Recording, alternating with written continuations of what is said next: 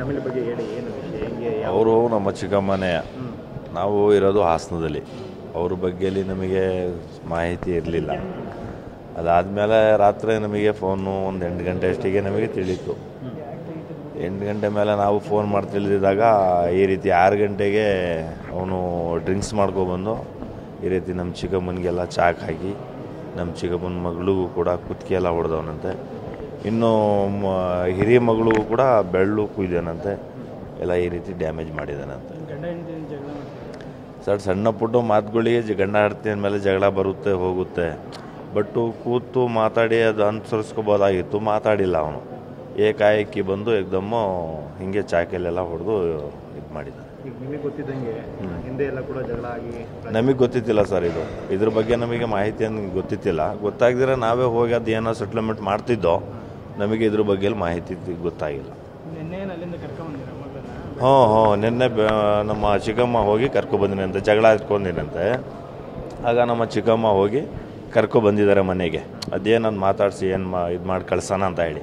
ಇವನು ಹಿಂದ್ಗಡೆನೇ ಬಂದಿದ್ದಾನೆ. ಮನೆ ಒಳಗೂ ಇನ್ನೂ ಹೋಗಿಲ್ಲ ಇವರು. ಅಷ್ಟು ಬೇಗನೆ ಇವನು ಬಂದಿದ್ದಾನೆ. ಬಂದು ಈ ರೀತಿ ಹಲ್ಲೆ ಮಾಡಿದ್ದಾನೆ. 3 ಜನರ ಮೇಲೆ ಅಟ್ಯಾಕ್ ಮಾಡ್ತಿದ್ದಾನೆ. 3 ಜನ ಮೇಲೆ ಅಟ್ಯಾಕ್ ಮಾಡಿದ್ದಾನೆ. ಅಲ್ಲಿ ಗಂಡಸರು ಯಾರೂ ಇತ್ತಿಲ್ಲಲ್ಲ ಸರ್. ಏಕ್ದಮ್ ಬಂದಿರೋದಲ್ಲ, ಗಂಡಸರು ಯಾರೂ ಇತ್ತಿಲ್ಲ. ಆಮೇಲೆಲ್ಲ ಕಿರ್ಚಾಡ್ಕೋದ್ಮೇಲೆ ಎಲ್ಲ ಜನ ಊರಿನವರೆಲ್ಲ ಸೇರ್ಕೊಂಡು ಇದು ಮಾಡಿರೋದಷ್ಟೇ. ಅಂದ್ರೆ ಇನ್ನಿಬ್ರಿಗೂ ತೊಂದರೆ ಮಾಡೋನು ಅವನು.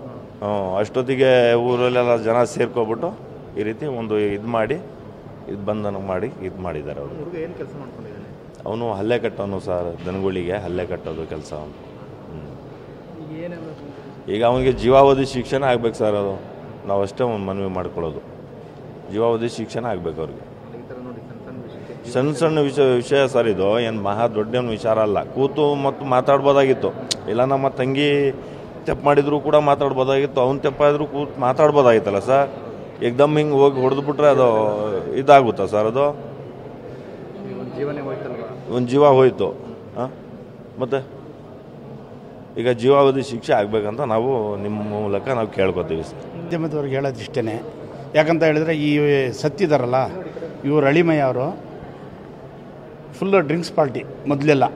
ನಾನೇ ಖುದ್ದಾಗಿ ನಮ್ಮ ಕಟ್ಟೆಪುರ ಗ್ರಾಮ ಪಂಚಾಯತಿ ಮಾಜಿ ಅಧ್ಯಕ್ಷರು, ಹಾಲಿ ಸದಸ್ಯರು, ನಾನೇ 2-3 ಸಾರಿ ಬೆಟ್ಟದಪುರ ಪೊಲೀಸ್ ಸ್ಟೇಷನಲ್ಲಿ ಕಂಪ್ಲೇಂಟ್ ಕೊಟ್ಟು ತೀರ್ಮಾನ ಮಾಡಿ ಮಾಡಿದ್ದೋ. ಫ್ಯಾಮ್ಲಿಗೆ ಚೆನ್ನಾಗಿರಲಿ, ಫ್ಯಾಮ್ಲಿ ಹೊಂದಾಣಿಕೆಯಿಂದ ಹೋಗಲಿ ಅಂತ ಹೇಳ್ಬಿಟ್ಟು ಮಾಡಿದ್ದೋ.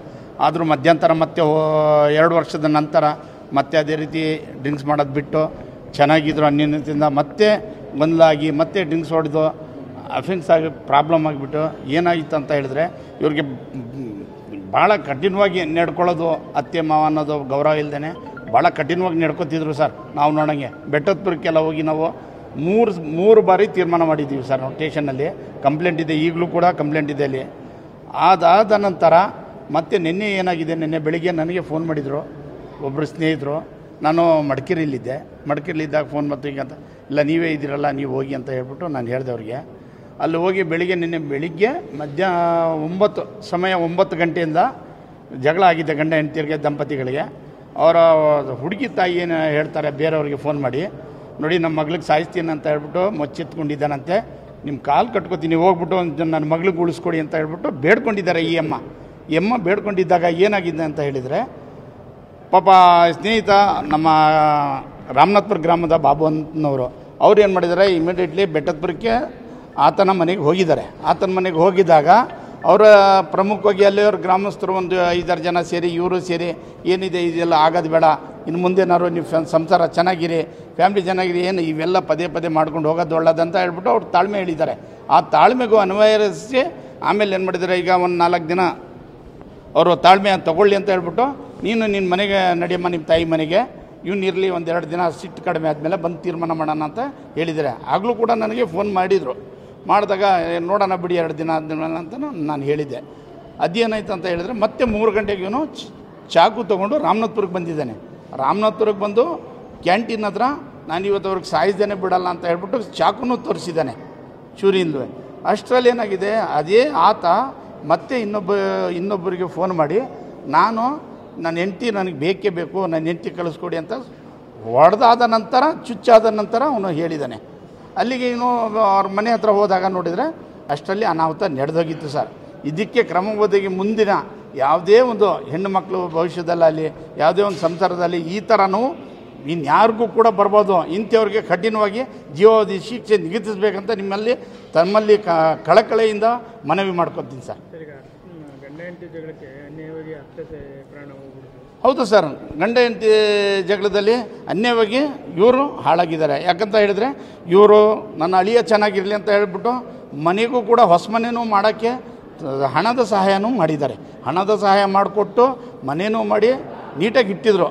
ಆದರೂ ಕೂಡ ಈ ಅಮ್ಮ ಬಲುಪಶಿಯಾಗಿದ್ದಾರೆ ಸರ್. ಇದಕ್ಕೆ ತಮ್ಮಲ್ಲಿ ಮನವಿ ಇಷ್ಟೇ, ಅವರಿಗೆ ನ್ಯಾಯ ದೊರಕಿಸ್ಕೊಡ್ಬೇಕು ನೀವು. ಇಲ್ಲ ಸರ್, ಎಸ್ಕೇಪ್ ಆಗಿದ್ದಿಲ್ಲ. ಸಡನ್ನಾಗಿ ಕೊಣನೂರು ಪೊಲೀಸ್ ಸ್ಟೇಷನಿಗೆ ದೂರು ಕೊಟ್ಟಿದ್ರು. ಆ ದೂರು ಮುಖಾಂತರ ಬಂದು ಅವರು ಅರೆಸ್ಟ್ ಮಾಡ್ಕೊಂಡು ಹೋಗಿದ್ದಾರೆ. ಚಾಂದ್ ಶರೀಫ್ ಅಂತ ಸರ್. ಚಾಂದ್.